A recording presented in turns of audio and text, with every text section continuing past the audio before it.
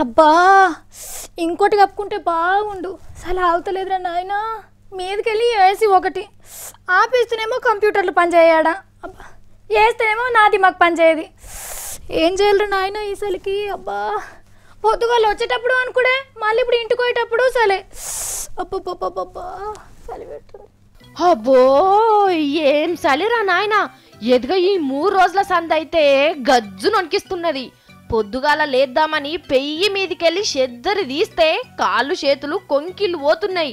ముసలోళ్ళైతే మంచంలకెళ్ళి కాలు కింద పెడుతొట్టు 7 కొట్టినాకనే లేచి పనులు సురువు చేస్తుండ్రు.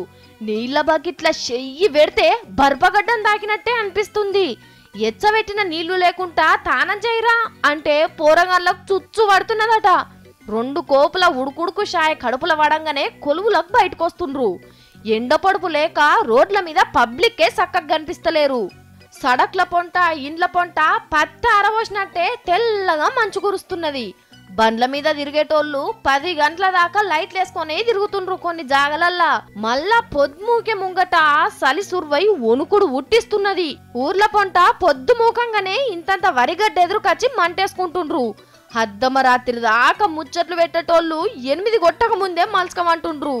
ఇక పబ్లిక్ గజ గజ గజ గజ మనుకుతుంటే గరం కోట్లు బ్లాంకెట్లు మఫ్లర్ అమ్మేటోళ్ళకైతే ఫుల్లు గిరాకైతున్నది. ఎందుకైనా మంచిది మీరు కూడా ఓ గరం కోటు కొనుక్కోండ్రి.